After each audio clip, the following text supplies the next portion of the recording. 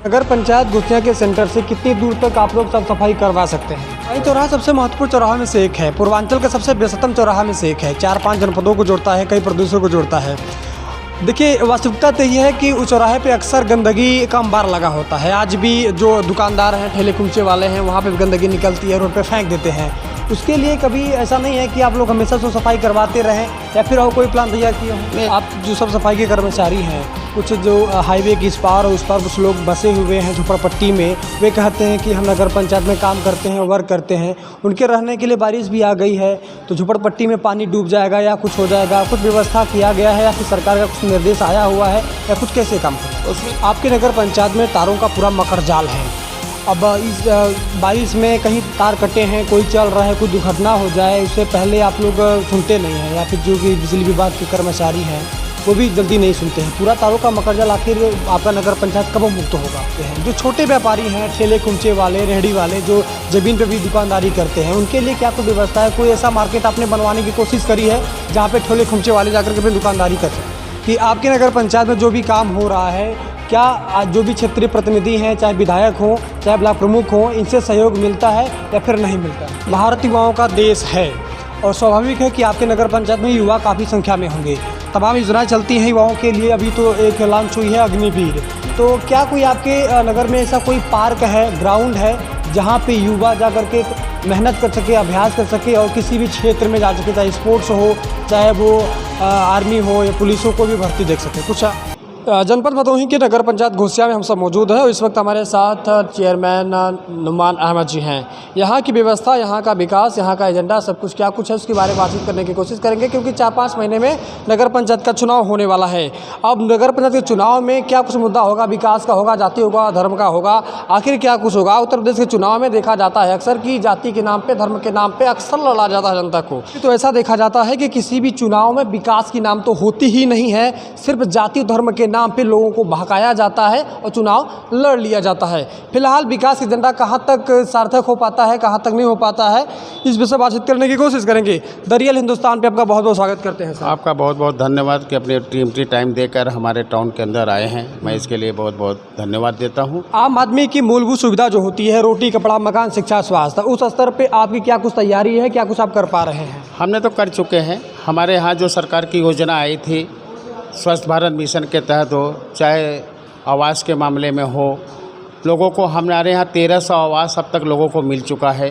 जितने भी गरीब जनता है, चाहे वो हरिजन बस्ती भाई हो, चाहे मुस्लिम भाई हो, चाहे प्रजापति हो, चाहे वो अन्य प्रकार की किसी भी जात को हो, हमारे यहाँ निष्पक्ष, हमारे यहाँ इंसानियत की लड़ाई है। हमारे यहाँ जात धर्म की लड़ाई नहीं है।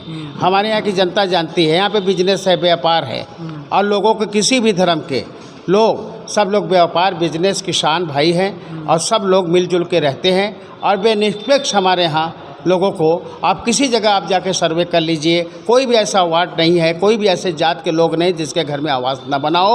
और 800 लेटरिंग मैंने आज तक दे चुका हूँ। जिसे घर की आवश्यकता है उसे घर सब कुछ मिल चुका है? कोई ऐसा नहीं जिसे घर की आवश्यकता नहीं? अभी तक तो करीब करीब उसमें 1300 आवास तो मिल चुके हैं। 1047 का गया है, अभी उसका लखनऊ से आ जाएगा तो उसके बाद में उसका सर्वे हो जाएगा और वो रहेगा तो उसके बाद उनको 50,000 पहली किस्त आएगी, उसके बाद 1.5 लाख आएगा, फिर फिनिश करा देंगे, हमारी पत्थर चीज़ लगा देंगे, उसके बाद उनका 2.5 लाख रुपए पूरा हो। साफ सफाई के क्षेत्र में क्या कुछ आप लोग कर पा रहे हैं? क्योंकि कहीं कहीं जाते हैं अदर नगर पंचायत में तो वहाँ गंदगी का अंबार लगा होता है। आपके यहाँ साफ सफाई की क्या कुछ व्यवस्था है? और साफ सफाई के क्षेत्र में जैसे एक तरह से गीला कचरा होता है, सूखा कचरा होता है, क्या अलग अलग कलेक्शन करवाते हैं कि एक ही में सब जाता है, सब कुछ एक ही? अभी हमारे सामने वो टाली खड़ी हुई होगी, आप रोड पर देख लीजिए, सब डब्बे अलग अलग लगे हुए हैं, गीला अलग, सूखा अलग।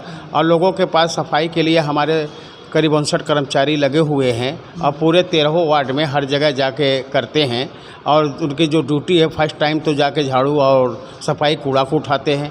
अब जैसे बारिश आ गया है, इसके पहले से कार्य शुरू हमारा जीसीबी से नाला का सफाई मतलब हो चुका है, नालियाँ की सफाई हो रही हैं और दूसरी मीटिंग जहाँ भी नाली है वहाँ पे सब सफाई कर दिया गया है। अब बरसात, लिमिटेड बरसात अगर चलती रहेगी तो हमारे पानी निकलने में मुझे दिक्कत नहीं होगा। इसलिए नहीं दिक्कत होगा कि हमारे यहाँ पानी का निकास नहीं था। हमारे यहाँ जीटी रोड हाईवे से गया था, जब इन्हें बनाने लगे तो NHI ने हमारे यहाँ का नाला को ख़त्म कर दिया। तो हमने इंजीनियर को बुलाया, जेई को बुलाया अपने ईओ को, अपने कमेटी को कि ये पानी कैसे ले जाएगा। मकान बिल्डिंग सारी बनी हुई है, अगर पानी रहेगा तो लोग काम कैसे करेंगे। तो हमें जेई ने बताया कि यहाँ से जाएगा। मैंने उनको जगह निर्धारित किया, दिखाया, तो लगभग 2.5 किलोमीटर, 2.25 किलोमीटर का हमने नाला अब तक वो कंप्लीट करा चुके हैं। हमारा यहाँ से तालाब से होते हुए पर ये सिन्हा रोड से होते हुए मंत्री जी का जो स्कूल बहवा है वो जाकर वहाँ निकल के वो उगापुर से पानी निकल जाएगा। और एक लिंक हमारी वो काम लगा हुआ है, अभी आप जाके देख सकते हैं, सिऊर रोड से लेके वहाँ बहवा तक, वो भी हमारा नाला लगभग इसी बरसात से पहले कंप्लीट हो जाएगा। तो हमारे यहाँ पानी की निकासी का हमने उसको बना दिया है, और वो बनाया है, हमने नहीं बनाया है। इसमें सरकार की बहुत बड़ा योगदान है, माननीय प्रधानमंत्री जी का, योगी जी का। उन्होंने जो कि हमें बजट दिया, और जब बजट दिया तो वो धनराशि हमने लगाया, जिसमें जनता को काफ़ी बारिश में कोई दिक्कत नहीं होगी। नगर पंचायत घुसिया के सेंटर से कितनी दूर तक आप लोग साफ सफाई करवा सकते हैं? नगर पंचायत घुसिया का लगभग 7 किलोमीटर का एरिया है क्षेत्रफल, तो उसमें जितने भी है हमारे यहाँ 13 वार्डें हैं। तो औराई भी आपके क्षेत्र में आता है? नहीं, हमारे औराई क्षेत्र में साफ नहीं सफाई के आता, क्षेत्र में साफ नहीं आता, लेकिन हमारे अधिकारियों का या हम स्वयं गुजरते हैं, जाते हैं। अगर कूड़ा का अंबार लगा रहता है तो मैं वहाँ पे भेज देता हूँ, मैं भेजता हूँ। कभी एसडीएम साहब का आता है, कभी कोई उच्च अधिकारी आते हैं, कभी कोई नेता आता है। जैसे स्पेशल हम लगा देते हैं औराई चौराहे पे, माँ विंध्यवासिनी जब उनका नवरात्र चलता है तो वहाँ पे जितनी भी सुविधाएँ हैं, हमारे कर्मचारी दूसरे दिन जाके वहाँ पे साफ़ सफाई का उनको। औराई चौराहा सबसे महत्वपूर्ण चौराहा में से एक है, पूर्वांचल का सबसे व्यस्ततम चौराहा में से एक है, 4-5 जनपदों को जोड़ता है, कई प्रदेशों को जोड़ता है। देखिए, वास्तविकता तो ये है कि उस चौराहे पे अक्सर गंदगी का अंबार लगा होता है। आज भी जो दुकानदार हैं, ठेले कुमचे वाले हैं, वहाँ पे भी गंदगी निकलती है, रोड पे फेंक देते हैं। उसके लिए कभी ऐसा नहीं है कि आप लोग हमेशा से सफाई करवाते रहें, या फिर और कोई प्लान तैयार किए हों? नहीं, इसके लिए अगर हमको सरकार देती है कि इसकी साफ़ सफाई का, तो हमको उसके लिए आदमी को बढ़ाना पड़ेगा। हमारा इतना बड़ा क्षेत्रफल है, जब हमको निर्देश होता है या मैं कभी जाता हूँ, मेरा दिन भर में 2-1 बार जाना होते ही रहता है, तो जब ज़्यादा गंदगियाँ होता है तो स्वयं भेज दिया जाता है। मैंने टाउन एरिया में अपने ईओ को बोल दिया है कि वहाँ पे जितनी भी सफाई हो सके, क्योंकि इतनी बड़ी पॉपुलेशन है। औराई चौराहे पर आप एग्जाम्पल लीजिए कि अगर दिन भर में नहीं होगा तो 50,000 1 लाख आदमी गुजरते होंगे।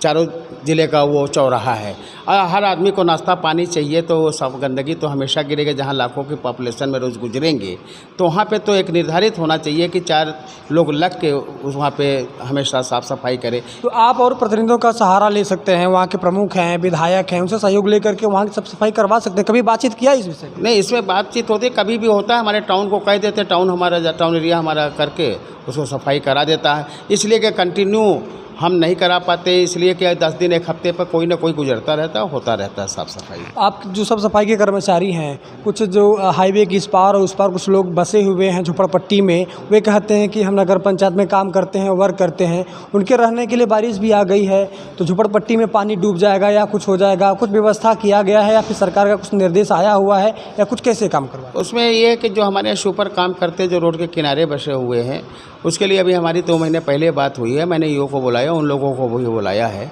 तो जो हमारा MRF सेंटर जो बना हुआ है, अभी हमारा 3 बीघे के बाद भी 10 बिस्सा वहाँ पे है। मैंने उनको लोगों को कहा है कि आप लोग यहाँ पे कर लीजिए। तो अभी बिजली की व्यवस्था नहीं था, बिल्कुल अधूरा था, क्योंकि उनके छोटे छोटे बच्चे हैं, वो थोड़ा सा खुला हुआ एरिया है।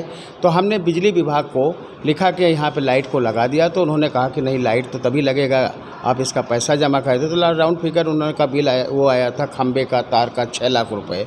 तो हमने उसको 6 लाख रुपए ईओ को मतलब बताया कि अगर नियम अनुसार हो तो आप दे सकते, क्योंकि सरकारी विभाग वो भी का नहीं, जब देंगे तभी होगा, नहीं तो उसमें बहुत टाइम लग जाएगा।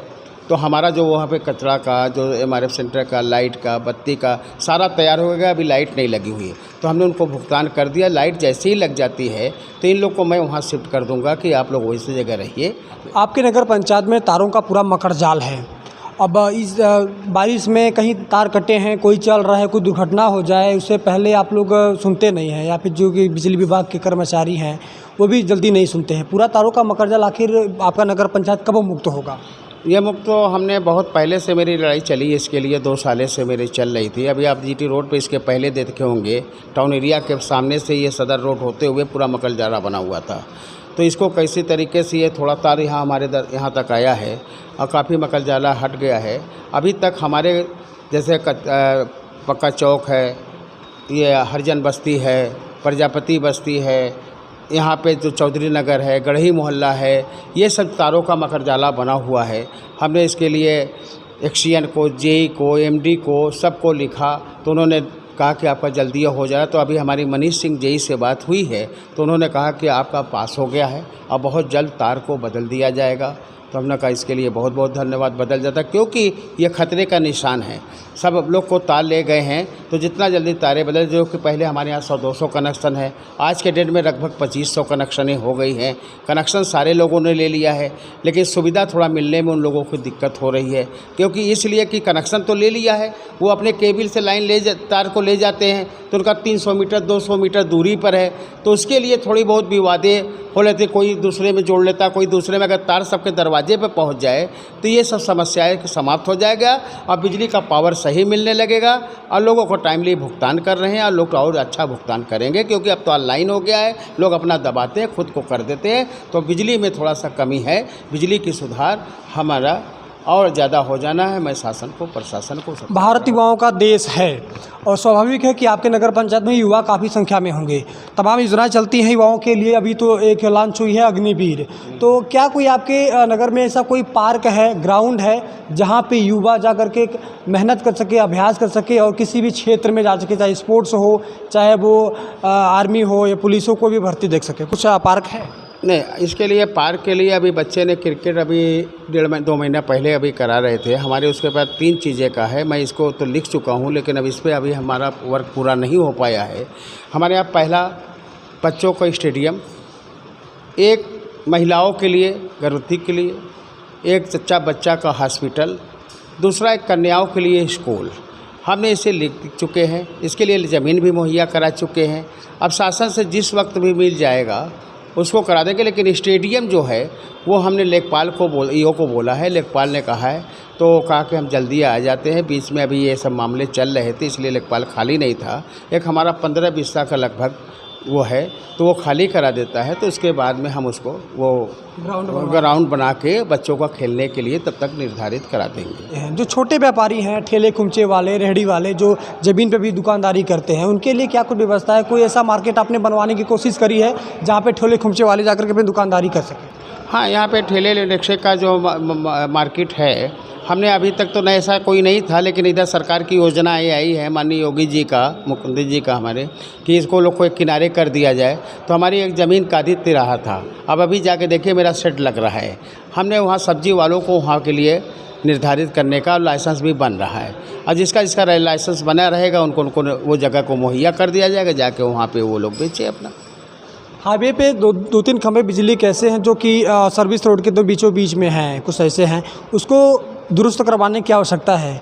क्या कुछ तैयारियां हैं, हो पाएगा कि नहीं हो पाएगा? इसके लिए बिजली विभाग को हम लोग लिख सकते हैं। मेरे अंदर पावर नहीं है कि मैं इसको तुरंत करके और हम ऑर्डर कर देंगे और बिजली विभाग कर दे। हाँ, जिस दिन ये पावर हो जाएगा तो मैं 3 घंटे में खंभे बदलवा सकता हूँ। मैं आग्रह कर सकता हूँ, बिजली विभाग को लिख सकता हूँ, एक्सीएन को लिख सकता हूँ, जेई को लिख सकता हूँ, बिजली विभाग मंत्री को लिख सकता हूँ, मैं लिख सकता हूँ, मैं आग्रह कर सकता हूँ। मेरे अधिकार में नहीं है कि तुरंत मैं इसको बदलवा दूँ। बदलवाने का एक ही जरिया है कि बिजली विभाग को कई बार कहा गया, वो लोग आश्वासन देते रहते हैं कि हो जाएगा हो जाएगा। जब बहुत जगह बहुत डैमेज हो जाता है तो हम उसको कहीं उसको दुरुस्त कराते, नहीं होता तो बस हमारे पास एक अधिकार है, बल्ली का जो होता है 1500 का 4 ठो मंगा के लोगों को तार घुमाने के लिए बस्तियों में दे देता हूँ।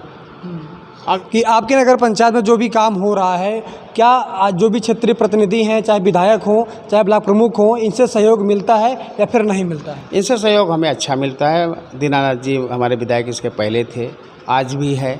अभी उन्होंने इसके पहले 2-3 रोडें बनवाई है, अभी रूडा के उससे लेकर 4-6 रोडें दिया है। तो और उसके बाद में हमारा उनका सहयोग हमेशा रहा है और रहेगा, और क्योंकि सत्य की हमेशा जीत होती है। यहाँ पे कोई फिरका प्रस्ताना, हिंदू मुसलमान वो सब नहीं है, यहाँ इंसानियत की लड़ाई है। और हमने इतना विकास किया है, इतना कार्य किया है, और इतना ज़्यादा जनता के बीच में हिंदू मुसलमान एकता का, एक गंगा जमुनी तहजीब का हमने एक तीर पर लेके चले हुए हैं। और जनता हमें मानती है, हम जनता को मानते हैं। जनता को चाहिए कि वो हमारे सुख दुख में रहते हैं, मैं उनके में रहता हूँ। नगर पंचायत में ऐसे तमाम मंदिर होंगे, तमाम ऐसे जगह होंगे या फिर मस्जिद होगा, इनका सुंदरीकरण करवाने की भी व्यवस्था होती है या फिर सरकार का भी निर्देश होता है। क्या कुछ आप करवाया है? कोई मंदिर हो, मस्जिद हो या फिर कोई जगह हो जहाँ का सुंदरीकरण हुआ हो? जी हाँ, मैंने यहाँ पे कराया है। जैसे हमारे यहाँ तक शिव मंदिर है और मंदिर में हमारे बहू बेटियों को पूजा करने में दिक्कत होती थी। जैसे आज बारिश आ गया तो वो मंदिर 2 फुट 2.5 फुट खाल था, तो उसमें जाने में आने जाने में दिक्कत होती है। तो हमने इसको पूरा करा के इंटरलॉकिंग बिछा के, और वहाँ पूजा पाठ के लिए आदमी भी जाते हैं, सारे लोग भी जाते हैं, जितने भी हिंदू धर्म के लोग हैं। वहाँ पे शिव मंदिर बहुत अच्छी मंदिर है और वहाँ पे उनकी आस्था है, और वहाँ पे जाके सुबह करते हैं। तो पानी की व्यवस्था नहीं, तो मैंने एक सबमर्सिबल भी दिया उसके अंदर, और वहाँ बैठने उठने के लिए उसके जगह भी बनवाई। उसके बाद में ये हिंदू भाई का जो ये हमारे हरिजन भाई का जो एक था, वहाँ पे वार्ड नंबर 2 अम्बेडकर नगर, गांधी नगर, तो वहाँ पे जगह नहीं था। तो बाबा भीमराव अम्बेडकर की जो मूर्ति थी, मैंने उसको लगभग 5 हिस्से में थी, उसको हमने टोटल इंटरलॉकिंग करा दिया है, चौतरा बनवा दिया है। उसमें उनके बाबा भीमराव अम्बेडकर का जो जन्मदिन होता है उसको मनाने के लिए। उसके बाद साथ साथ हमारे यहाँ पे गरीब लोग थोड़ा सा बसे हुए हैं, जिसके पास लान की शादी करने का 20,000-25,000 रुपये का व्यवस्था नहीं है। तो इसलिए हमने उस पर डाला है कि कोई भी जात के, कोई भी धर्म के लिए, चाहे हिंदू हो या मुसलमान हो, वहाँ पे शादी अपना बैठ के कर सकता है, जिससे 25,000-15,000 उसका बच जाएगा। आपसे ये है कि आने वाले चुनाव में आप किस मुद्दे पर चुनाव लड़ने वाले हैं? हमारा मुद्दा तो जितना जो इंसानियत था, मैंने इंसानियत पर चुनाव लड़ेंगे, जात बिरादरी धर्म पे चुनाव नहीं लड़ेंगे। हमारा इंसानियत जो है वो किसी भी धर्म से आप पूछेंगे, घोसिया के जितने लोग भी होंगे, उनसे किसी से भी आप इंटरव्यू लीजिए कि नुमान चेयरमैन या उनकी पत्नी जो हैं वो कैसे हैं, तो आपको खुद बखूबी आपको जवाब दे देंगे। क्योंकि हमने किसी ने भी कहा है कोई काम के लिए, अब इतना तक है कि जैसे हमारे यहाँ किसी बहन बेटी की शादी अगर पड़ जाती है, तो मेरे कर्मचारी, सफाई कर्मी, किसी की अगर व्यवस्था उनको शादी लान में नहीं होता, वो अपने घर से करना चाहते हैं, उनका कूड़ा करकट जो भी होता साफ़ सफाई करा के और चूना छिड़का करके कि आने वाले जो आए तो उनके लिए उसको सुविधा मिले। क्योंकि उनकी बेटी की शादी नहीं है, मेरे बेटी की शादी। अगर बाहर के लोग आएँ तो लोग देखें कि हाँ कुछ घुसियाँ है। और आज जाके कहीं भी बस्ती में कहीं भी आप जाएंगे, चाहे वो मुस्लिम बस्ती हो, चाहे हरिजन बस्ती हो, ब्राह्मण बस्ती हो, चाहे बनिया भाई की बस्ती हो, आज यहाँ पे घोसिया में इतनी बड़ी मार्केट की तादाद है। हमारे यहाँ सर्राफे की बहुत बड़ी मार्केट है, 4-5 जिलों की मार्केट लगाती है। उसके बाद में यहाँ पे जो कारपेट का व्यवसायी है, गल्ले का व्यवसायी है, काफ़ी टर्नओवर है। लेकिन आज भी हमारे यहाँ की बहन बेटियाँ जो आती है, कछवा से लेके आपके जंगी लाला नगर तक या खमनिया के आगे से, मतलब इस तरीके से जो सारी मार्केटिंग बहन बेटी आती है, चाहे हिंदू मुसलमान कोई भी आता है, खुली पैसा लेके जाती हैं। उसके बाद में सोने का झोला बैग लेके जाती है, कपड़े का बैग लेकर जो आता है 10,000 5,000 लेके। पूरे हिंदुस्तान में आप देखेंगे, कहीं भी देखेंगे, अगर एक सर्राफे की दुकान है तो 2 बंदूक लेकर धारी बैठे हुए हैं। हमारे यहाँ 40 दुकान है, एक चौकीदार भी किसी का नहीं बैठा हुआ है। ये हमारे लोग का अपना मोहब्बत, प्यार और लोगों के साथ स्नेह है। और यहाँ पे कोई चोरी नहीं, कोई बदमाशी नहीं, यहाँ पे सिर्फ इंसानियत है और सिर्फ इंसानियत की लड़ाई होती है। आज देखिए सब जगह प्रोटेस्ट हुआ, मतलब इसके लिए अग्निवीर के लिए वो उसके लिए हुआ। तो हमारे यहाँ कोई प्रोटेस्ट नहीं हुआ, क्योंकि जो सरकार की जो योजना होगी, जो जनता की चीज़ होगी, जो सरकार कहती है, जो शासन कहता है, जो प्रशासन कहता है, हमारे यहाँ के हिंदू मुसलमान सब एक होके उसको स्वयं साल हम कर देते हैं। किसी को कोई आवश्यकता की ज़रूरत नहीं पड़ती है। आगे का चुनाव है, मैं लोगों के साथ बीच में लोगों के दिया हूँ, जो हमारे पास आए थे, जो भी काम था, रोड था, अब जनता को चाहिए। यहाँ 2 प्रकार में बटी हुई है। गरीब जनता को लिए आवाज़ चाहिए, राशन कार्ड चाहिए, और अमीर आदमी को लिए उनको बिजली चाहिए, सफाई चाहिए, रोड चाहिए। तो ये दोनों चीज़ों में सबके यहाँ पहुँच रहा है और जनता इससे काफ़ी खुश है कि नुमान चेयरमैन जो है, जब तक वो रहेगा, न यहाँ कोई दंगा, न कोई फसाद, न कोई चीज़ और होगा। और हमारी यही भी सलाह रहेगी कि यहाँ पे जब तक है, इसके पहले हमारे पिताजी 2 टारगेट पे थे, उसके बाद मैं आया, मेरी पत्नी आई, हमारे पिताजी भी कह गए बेटा सबको लेके चलो। और जैसे गार्डन है, फूल है, तो एक किस्म का फूल से गार्डन नहीं बनता है। जब तक उसमें 10-20 किस्म के 50 किस्म का फूल होता है तो उसी को गार्डन कहते हैं। तो हमारा घोसिया गार्डन है, कोई वो नहीं है। TRS से बात करने के लिए आपका बहुत बहुत धन्यवाद। बहुत बहुत धन्यवाद। अभी आप सुन रहे थे चेयरमैन अनुमार अहमद को, किस तरह से उन्होंने बोला है। जो भी जनता की समस्याएं थी, वास्तविक मुद्दे थे, उसे पूछने की कोशिश रही इनसे। फिलहाल बने रहने के लिए आपका बहुत बहुत धन्यवाद। मिलते हैं अगली वीडियो में, तब तक के लिए जय हिंद।